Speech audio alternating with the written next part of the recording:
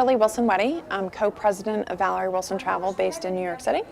And we have 16 offices across the country, ranging from California to New York to Florida. My career in the travel industry actually probably started as a child. My mom started this business back 31 years ago, and we were living in London at the time and swore I was never going to get into the travel space. Was in retail and then worked on the hotel side for Chica Hotels. And when they were purchased by Sheraton, I sort of looked at Four Seasons, Ritz-Carlton, and that's when I called my mom and I said, is there an opportunity for me to join the family business? My sister had already joined, and so I was insistent that I wanted to do something different with my career. And that's when I started the cruise division for Valerie Wilson Travel, and I've been there coming up on 18 years. And my role has really expanded from the cruise market to now I oversee all of the leisure for our company and then all of the marketing. So we are the 30th largest travel agency in the United States, so we do about $300 million in sales. 65% of that is in the business space, 35% is in the leisure market, and it's predominantly on an international basis. So, as much as we do sell the United States, but most of our clients want to go outside of the United States. So it's very driven, about almost 70% international. Cruises, we are a top producer in the luxury space. We really, on the leisure side, our niche market is high-end, affluent travelers. That's where we specialize. Regent Seven Seas Cruises, Silver Sea, Seabourn tend to be our top cruise lines. And we probably do about 25 million in cruise sales annually, so it's not a huge piece of our business, but we're a big enough player that the cruise lines really sort of understand that we are a mover and shaker in that cruise space. It's interesting, is I think it's really important to look at the past before you can really look at the future. And as a family business, we are second generation, family owned, female run. We have no debt, no outside investors. And I think that's a core principle for us as we continue to look at the future. We have grown. My mom's vision was to be a $3 million agency. We're now 300 million with 16 offices. So growth is definitely going to be a part of our future. You need to be a player in order to survive in this business, I think. But I think we're going to continue to tailor and really look at that high-end leisure client, because I think that is really where you can differentiate yourself in this space. And then we really look at the corporate side of the business. And that is where, again, I think we're not an order taker. It's not an online booking.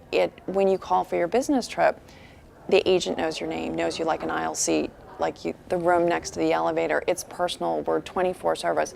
And thankfully, our clients are willing to pay a fee for that, because it's a very different relationship than what's out there, and it's a different option. So it's very high touch. Power of one-to-one is what we really focus on. I think from a growth perspective, we'll have more offices in the United States. Hopefully, we'll have an international presence before long. And I think the core to us is making it a family business that will be here for generations to come. The great thing about our customers is we really have the mix from the core clients who were my mom's clients 31 years ago, which I sort of call the World War II generation, to we have really young clients. We have that 20-something, and so they are a totally different generation, and everything in between. And I think we have to look at each one of those generations want something different, and we've needed to respond as an agency and a tailor-made travel advisor to what they're looking for. So we communicate them differently through our marketing, how we answer the phone, the hours that we do, the proposal of how they actually want to receive information from us. Some people still want paper and a brochure. Others want everything on just a mobile device where it's an app and it's simple and not as relationship driven. So I think that's how you relate to it. And then when you actually look at the leisure market, I think that we are going to continue to go to high-end service.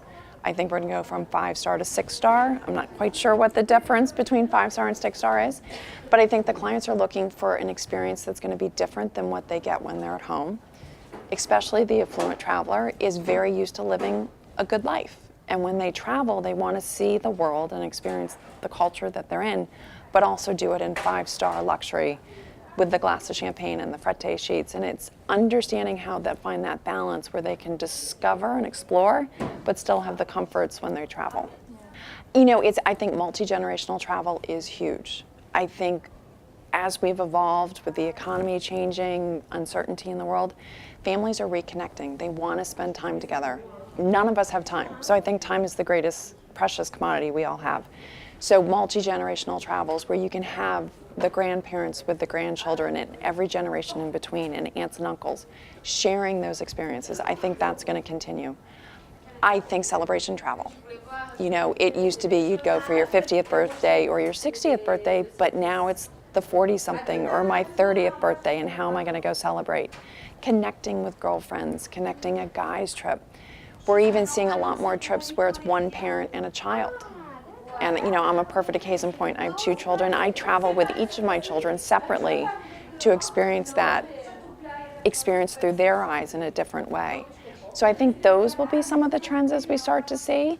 I think that there's also going to be, going back to the exotics, as much as we love the tried and true, people are expanding their horizons. They're willing to go beyond their comfort zone and experience different parts of the world that they may not have 5 years ago.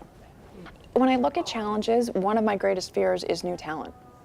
What is the next travel advisor going to look like? How do we bring new talent into the workplace? It's actually been something that we've been very committed to at Valerie Wilson Travel, of hiring agents under 30 and really training them. So taking them right out of college and giving them the travel background. I actually have a woman here today who's shadowing me for the week. And it's a great experience to see this 22-year-old excited about travel. But I need to find more of those agents, because when I look at our advisors, many of them are getting up in their years and they're not sure where they're going to pass their business. And I want to find that younger advisor to really make sure that the generation continues. I think being able to communicate in a world where our customers are so 24/7, they have the research at their fingertips. There's so many different sources. How do we become the expert and really know that, like, we are the source, not what you saw on a website or not what you read or what somebody told you at a cocktail party? Because if you understand your customer, you can put them in the right place at the right time. I think communication is number one. You know, it's interesting. I think they're so technologically savvy, but they're petrified of the conversation of one-to-one. How do you communicate verbally, not written, via text? So we do a lot of training with sales on being comfortable in your own voice. How do you talk over the phone, especially when you're talking to somebody who's spending $50,000 and could be 20 years older than you? Travel. I'm a big believer you can only sell what you've experienced. So get out there and actually see it and be passionate about it. And you know, it's funny, and I think one of the things that we've tried at our company is the younger advisors spend time with our older advisors as a mentoring, but I want my older advisors to learn something from our younger advisors too, because I think we can both learn from both. And so that's one of the things that we do. I actually love to mentor people, so I spend a lot of time with our agents, really letting them live and breathe what we do all day. And I learn from them every day, which is maybe keeps me a little younger in this business. When I look at my career, I think in a blink of an eye, I can't believe I've been with Valerie Wilson Travel for 18 years. It seems like it was yesterday that I was just starting. I think our 30th anniversary was probably a huge highlight in my career. I was able to run the whole campaign from a marketing standpoint, where we created a YouTube channel and a commemorative journal and a whole advertising campaign. And we threw a big black tie party at the Pierre in New York City. And we actually won an award for our marketing achievements and for the message that it was, that every legacy is a journey and every journey has a legacy. And for me, that really tied the power of a family generation and the legacy that we have, but every trip that we take is a legacy, and what do we leave behind, and what is our global footprint and our power in the world of tourism and the places that we see. So I think the 30th anniversary was a highlight for me.